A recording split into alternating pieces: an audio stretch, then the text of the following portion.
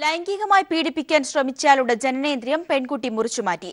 തിരുവനന്തപുരം പേട്ട സ്വദേശിനിയാണ് തന്നെ നിരന്തരം പീഡിപ്പിച്ചയാൾക്കെതിരെ അസാധാരണമായ രീതിയിൽ പ്രതികരിച്ചത്. കൊല്ലത്തെ ഒരു ആശ്രമത്തിലെ അന്തേവാസിയായ ഗംഗേശാനന്ദ തീർത്ഥപാതി എന്ന ഹരിസ്വാമിയാണ് പീഡിപ്പിക്കാൻ ശ്രമിച്ചത്. ഇയാൾക്കെതിരെ പോക്സോ നിയമപ്രകാരം കേസെടുത്തു. പ്രതിക്ക് ഒത്താശ ചെയ്ത യുവതിയുടെ അമ്മയ്ക്കെതിരെ പോലീസ് കേസെടുത്തു. കഴിഞ്ഞ ദിവസം രാത്രിയാണ് തന്നെ പീഡിപ്പിക്കാൻ ശ്രമിച്ച ഗംഗേശാനന്ദ തീർത്ഥപാതയുടെ ജനനേന്ദ്രിയം പെൺകുട്ടി മുറിച്ചത്. പീഡനശ്രമം ഉണ്ടായേക്കുമെന്ന് മനസ്സിലാക്കിയ പെൺകുട്ടി നേരത്തെ കയ്യിൽ കരുതിയിരുന്ന കത്തിയുപയോഗിച്ച് മുറിവേൽപ്പിക്കുകയായിരുന്നു. തുടർന്ന് പെൺകുട്ടി തന്നെ ഇക്കാര്യം പോലീസ് കൺട്രോൾ റൂമിൽ വിളിച്ചറിയിച്ചു. Thiruvananthapuram city police commissioner Sparjan Kumar. കിട്ടിയ അപ്രോക്സിമേറ്റ്ലി ഒരു മണി സമയത്താണ് ഈ കുട്ടി പീഡിപ്പിച്ച സമയത്ത് അവിടെയുള്ള കത്തി വെച്ചിട്ട് പ്രൈവറ്റ് പാർട്ട് കട്ട് ചെയ്ത ശേഷം പിന്നെ അവിടെ നിന്ന് ഓടി പോലീസ് സ്റ്റേഷനിൽ വിഷയം അറിയിച്ച് പോലീസ് സ്റ്റേഷനിലേക്ക് വന്നു. അതാണ്. അതിനുശേഷം ഇപ്പോൾ നമ്മൾ ഡീറ്റെയിൽ ആയിട്ട് സ്റ്റേറ്റ്മെൻറ്റ് എടുക്കുന്നുണ്ട്. എടുത്ത ശേഷം ബാക്കി കാര്യങ്ങളെല്ലാം നമ്മൾ ചെയ്യും. 11ാം ക്ലാസ് പഠിക്കുന്ന സമയത്താണ് പരിചയപ്പെടുന്നത്. അതിനുശേഷമാണ് വീട്ടിലേക്ക് ഇടയ്ക്കിടയ്ക്ക് വരാറുണ്ട്. അതനുസരിച്ചാണ് കാര്യങ്ങൾ. തുടർന്ന് പോലീസാണ് ഗംഗേശാനന്ദയെ തിരുവനന്തപുരം മെഡിക്കൽ കോളേജ് ആശുപത്രിയിൽ എത്തിച്ചത്. ഇയാൾക്കെതിരെ പോക്സോ നിയമപ്രകാരവും സ്ത്രീ പീഡനത്തിനും കേസെടുത്തിട്ടുണ്ട്. അതേസമയം താൻ സ്വയം മുറിവേൽപ്പിച്ചതാണെന്നാണ് ഇയാൾ ഡോക്ടർമാരോട് പറഞ്ഞത്. ഇത് പോലീസ് വിശ്വാസത്തിലെടുത്തിട്ടില്ല. പെൺകുട്ടിയുടെ അച്ഛൻ നേരത്തെ തളർന്ന് കിടപ്പിലായിരുന്നു. അച്ഛന്റെ ചികിത്സയ്ക്കും രോഗമുക്തിക്കായുള്ള പൂജകൾക്കുമെന്ന പേരിലാണ് ഗംഗേശാനന്ദ കണ്ണമ്മൂലയിലെ വീട്ടിൽ വന്നിരുന്നത്. പിന്നീട് നിത്യസന്ദർശകനായി. താൻ +2 പഠിക്കുമ്പോൾ മുതൽ ഇയാൾ തന്നെ ഉപദ്രവിക്കുന്നുണ്ടെന്നാണ് 21കാരിയായ യുവതി പോലീസിന് നൽകിയ മൊഴി. കുട്ടിയുടെ അമ്മയുടെ അറിവോടെയായിരുന്നു പീഡനം. അതിനാൽ അവർക്കെതിരെയും പോക്സോ നിയമപ്രകാരം കേസെടുത്തിട്ടുണ്ട്.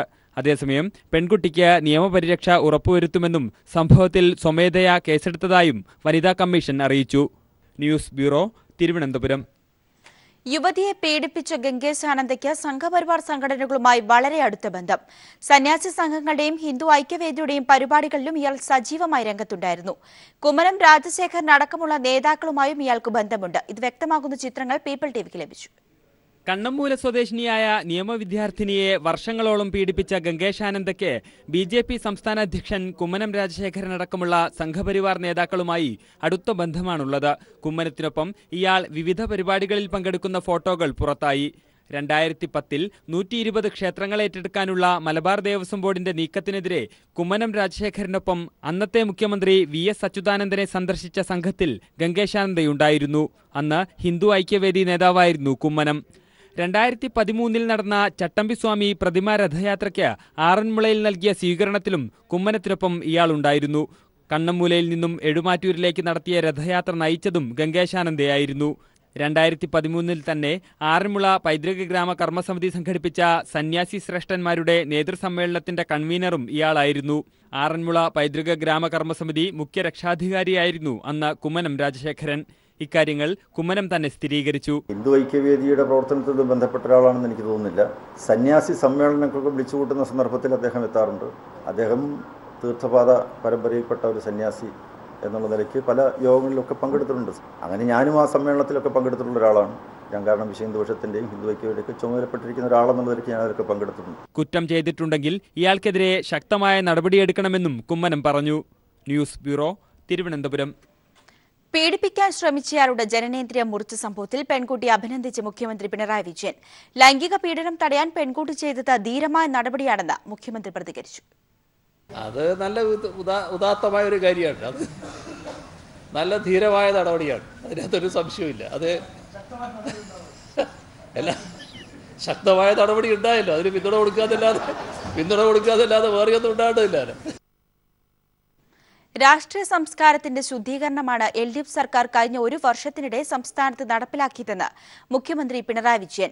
UDF ഭരണകാലത്ത് ഉയർന്നുവന്ന അത്യന്തം ജീർണമായ രാഷ്ട്രീയ സംസ്കാരത്തെ ആരോഗ്യവത്തായ ഒരു രാഷ്ട്രീയ സംസ്കാരം കൊണ്ട് പകരം വെച്ചു. LDF സർക്കാരിന്റെ 1ാം വാർഷികത്തിന്റെ ഭാഗമായി നടത്തിയ വാർത്താ സമ്മേളനത്തിലാണ് മുഖ്യമന്ത്രി ഇക്കാര്യം വ്യക്തമാക്കിയത്.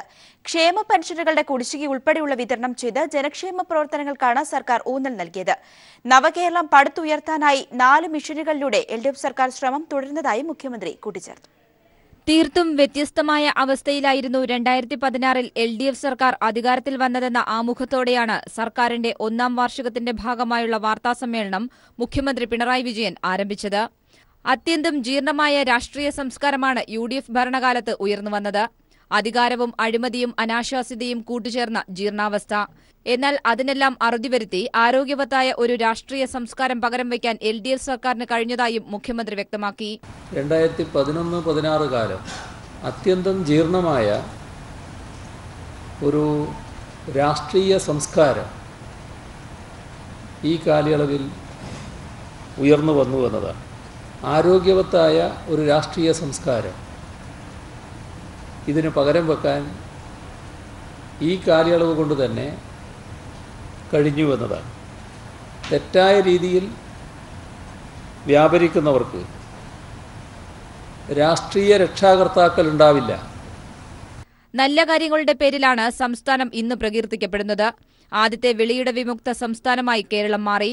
രാജ്യത്തെ ആദ്യ സമ്പൂർണ്ണ വൈദ്യുതീകരണ സംസ്ഥാനമായി ഉടൻ പ്രഖ്യാപിക്കും. കയർ കശുവണ്ടി തൊഴിലാളികളുടെ ക്ഷേമം ഉറപ്പാക്കി ആ മേഖലയെ പുനരുജ്ജീവിപ്പിച്ചു. ക്ഷേമ പെൻഷനുകൾ കുടിശ്ശിക തീർത്ത് വീടുകളിലെത്തിച്ച് പാവപ്പെട്ടവർക്ക് സർക്കാർ കൈത്താങ്ങായതായും മുഖ്യമന്ത്രി പറഞ്ഞു. ഈ ക്ഷേമ പ്രവർത്തനങ്ങളുടെ കാര്യത്തിൽ UDF ഗവൺമെൻറ് വല്ലാത്തൊരു അലംഭാവമായിരുന്നു കാണിച്ചിരുന്നത്.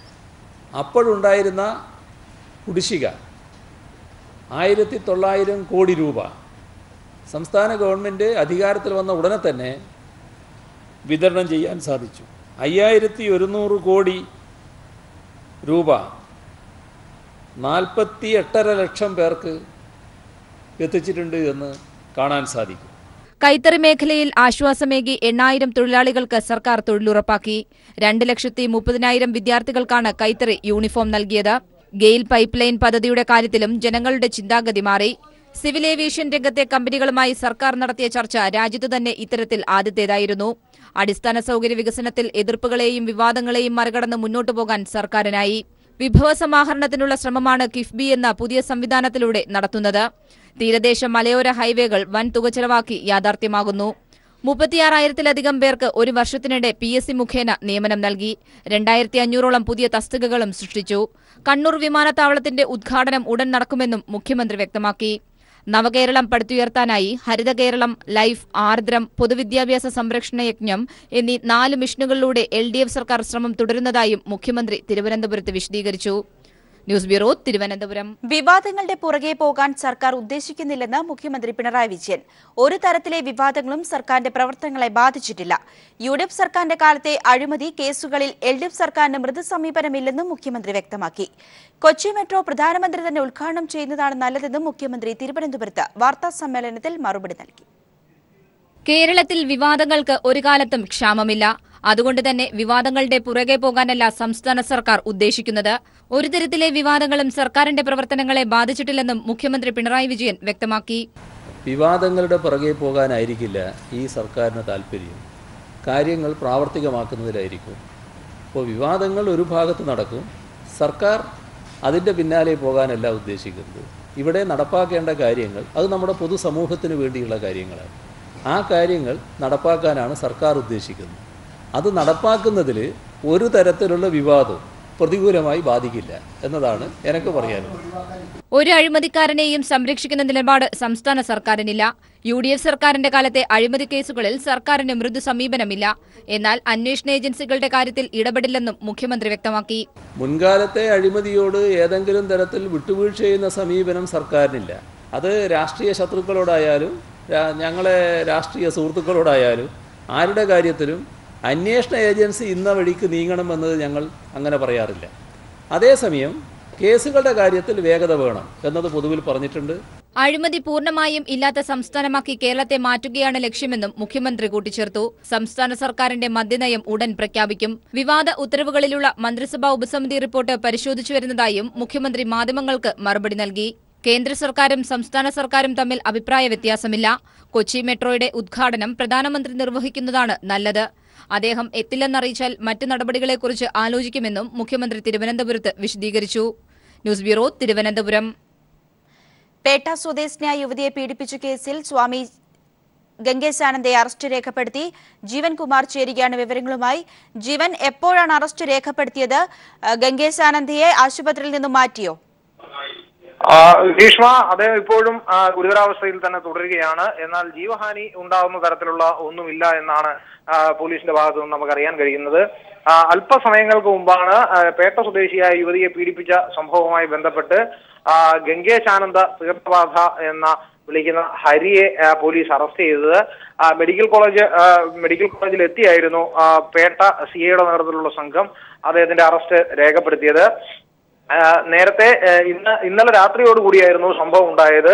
കഴിഞ്ഞ 6 വർഷത്തിലേറെയായി ലൈംഗികമായി പെൺകുട്ടിയെ ഉപയോഗിച്ചുകൊണ്ടിരുന്ന സ്വാമി ഗംഗേശാനന്ദ തീർത്ഥപാതയെ ഇന്നലെ രാത്രിയോടുകൂടിയാണ് ജനനേന്ദ്രിയം മുറിഞ്ഞ നിലയിൽ മെഡിക്കൽ കോളേജ് ആശുപത്രിയിൽ പ്രവേശിപ്പിച്ചത്. പെൺകുട്ടി തന്നെയാണ് ആദ്യം കൺട്രോൾ റൂമിൽ വിളിച്ച് വിവരം അറിയിച്ചത്.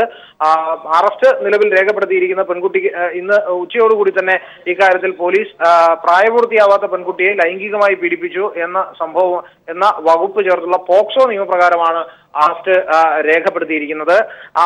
അതടക്കം ഒപ്പം ബലാത്സംഗ നിയമവും ഈ കാര്യത്തിൽ ചുമത്തുകയും ചെയ്തിട്ടുണ്ട്. ഗ്രീഷ്മ, കൊച്ചി മെട്രോ വിഷയത്തിൽ വിവാദങ്ങളൊന്നും വേണ്ടെന്ന് മന്ത്രി കടകംപള്ളി സുരേന്ദ്രൻ. ഉദ്ഘാടനത്തിന് പ്രധാനമന്ത്രിയുടെ സമയത്തിനായി കാത്തിരിക്കുകയാണ്. പ്രധാനമന്ത്രി അസൌകര്യം അറിയിച്ചാൽ മുഖ്യമന്ത്രി ഉദ്ഘാടനം ചെയ്യും. മറ്റ് ദക്ഷിണേന്ത്യൻ സംസ്ഥാനങ്ങളിൽ മെട്രോയുടെ ഉദ്ഘാടനം അതത് മുഖ്യമന്ത്രിമാർ നിർവഹിച്ചിട്ടുണ്ടെന്നും കടകംപള്ളി സുരേന്ദ്രൻ കോഴിക്കോട് പറഞ്ഞു. പത്രസമ്മേളനത്തിൽ കൃത്യമായി പറഞ്ഞിരുന്നു, പ്രധാനമന്ത്രിക്ക് വേണ്ടിയിട്ട് നമ്മൾ കാത്തിരിക്കുകയാണ്. പ്രധാനമന്ത്രി ഡേറ്റ് കിട്ടിയാൽ മെട്രോയുടെ ഉദ്ഘാടനം നടത്താനായിട്ട് സാധിക്കും. ആവർത്തിച്ചുള്ള ചോദ്യത്തിനൊരു മറുപടി പറയുകയായിരുന്നു. ആവർത്തിച്ച് പത്രക്കാരുടെ ഭാഗത്തും ചോദ്യം വന്നു, പ്രധാനമന്ത്രി ഈ ദിവസങ്ങളിലൊന്നുമില്ല, വരുന്ന കുറച്ച് ദിവസം തുടർച്ചയായിട്ടുണ്ടാവില്ല, എന്താ ചെയ്യാന്ന് ചോദിച്ചാൽ ഇപ്പോഴും എനിക്ക് പറയാനുള്ള മറുപടി അത് തന്നെയാണ്. പ്രധാനമന്ത്രി വരില്ല എന്ന് ഉറപ്പായാൽ ബഹുമാനപ്പെട്ട മുഖ്യമന്ത്രി ആ കർത്തവ്യം നിർവഹിക്കും. അക്കാര്യത്തിൽ ഒരു സംശയമില്ല. അത് ഞാൻ ഇന്നലെയും പറഞ്ഞു. അതിനകത്തൊരു ആശങ്കയും സംശയം ഉണ്ടാകേണ്ട കാര്യമില്ല. ഇവിടെ ദക്ഷിണേന്ത്യയിലെ മിക്കവാറുമുള്ള എല്ലാ മെട്രോകളും ഉദ്ഘാടനം ചെയ്ത് മുഖ്യമന്ത്രിമാർ തന്നെയാണ്, കേന്ദ്രമന്ത്രിമാരുടെ സാന്നിധ്യത്തിൽ. ഇപ്പോൾ ഈ അടുത്ത കാലത്ത് ബാംഗ്ലൂരിലെ ഒരു മെട്രോ ഉദ്ഘാടനം ചെയ്തത് കർണാടക മുഖ്യമന്ത്രിയാണ്. കൊടും വരൾച്ചയിൽ വയനാടൻ കാടുകളിൽ ഇക്കൊല്ലം ചെരിഞ്ഞത് 18 കാട്ടാനകൾ. ബന്ദിപ്പൂർ മുതുമല വനമേഖലകളിൽ കൂടി ഉൾപ്പെടുത്തിയാൽ മരണപ്പെട്ട കാട്ടാനകളുടെ എണ്ണം 38ആണ്. വനത്തിലെ വരൾച്ചയ്ക്ക് പരിഹാരമായി വനം വകുപ്പ് 7.2 ലക്ഷം ലിറ്റർ വെള്ളം കുളങ്ങളിലും മറ്റും നിറച്ചുവെങ്കിലും ഇതെല്ലാം ഭാഗികമായി ഗുണം ചെയ്തുള്ളൂ. വയനാട് വന്യജീവി സങ്കേതത്തിലും നോർത്ത് വയനാട്, സൌത്ത് വയനാട് ഡിവിഷനുകളിലും തമിഴ്നാട് അതിർത്തി പ്രദേശങ്ങളിലെ 5 റേഞ്ചുകളിലുമാണ് കണക്കെടുപ്പ്. ഇതിന്റെ ഭാഗമായി കണക്കെടുപ്പ് നിരീക്ഷിക്കുന്നതിനായി Indian project elephant director R.R. Srivastava, കേന്ദ്ര വനം പരിസ്ഥിതി മന്ത്രാലയം ജോയിന്റ് ഡയറക്ടർ റോയ് പി തോമസ് എന്നിവർ വയനാട് വന്യജീവി സങ്കേതത്തിലെത്തി. This exercise is already over. Field exercise is over for the northeastern India. For the eastern India also it is over. So, and this is the southern. This is in progress, and I think next week, that is 23 to 27, we will be conducting for northern India, and then we will collect the figures and work out. Maybe by July or August we should be able to come up with a result and bring our report. ഓരോ ഡിവിഷനിലും അതത് DFOമാർക്കാണ് കണക്കെടുപ്പിന്റെ ചുമതല. കാടുകളെ വിവിധ ബ്ലോക്കുകളാക്കി തിരിച്ച് ഓരോ ബ്ലോക്കിലും 3 പേരടങ്ങിയ സംഘമാണ് കണക്കെടുപ്പ് നടത്തുന്നത്. News bureau, Wayanad. Ahalya ദേശീയ നൃത്തോത്സവത്തിന് പാലക്കാട് വാളയാർ അഹല്യ ക്യാമ്പസിൽ തുടക്കമായി. മുദ്ര നൃത്തോത്സവത്തിന്റെ ഉദ്ഘാടനം ജില്ലാ കളക്ടർ പി മേരിക്കുട്ടി നിർവഹിച്ചു. ചടങ്ങിൽ കോയമ്പത്തൂരിൽ Aryavaidya pharmacy manager Padmashri Krishnakumar, IIT Palakkad director PB Sunilkumar, Ahalya managing trustee Ajith Prasad, heritage village director RVK Varma എന്നിവർ പങ്കെടുത്തു. തുടർന്ന് നടൻ വിനീതും സംഘവും അവതരിപ്പിച്ച സെമി ക്ലാസിക്കൽ നൃത്തവും അരങ്ങേറി. 9 ദിവസങ്ങളിലായി നടക്കുന്ന പരിപാടിയിൽ ചലച്ചിത്ര താരങ്ങളായ ശോഭന, ആശ ശരത് തുടങ്ങി നിരവധി പ്രമുഖർ പങ്കെടുക്കും. തനിക്ക് വധഭീഷണിയുണ്ടായെന്ന വാർത്തകൾ വസ്തുതാ വിരുദ്ധമാണെന്ന് മഞ്ജു വാര്യർ. ചെങ്കൽച്ചൂളിയിലെ ലൊക്കേഷനിൽ താൻ അപമാനിക്കപ്പെട്ടിട്ടില്ലെന്നും ആരും തന്നെ കത്തിമുനയിൽ നിർത്തി ഭീഷണിപ്പെടുത്തിയിട്ടില്ലെന്നും മഞ്ജു വാര്യർ പറഞ്ഞു. ചെങ്കൽച്ചൂള നിവാസികൾക്കെതിരെയുള്ള ആരോപണങ്ങൾ വസ്തുതാ വിരുദ്ധമാണെന്നും നിറം പിടിപ്പിച്ച കഥകളാണെന്നും മഞ്ജു വാര്യർ പ്രതികരിച്ചു.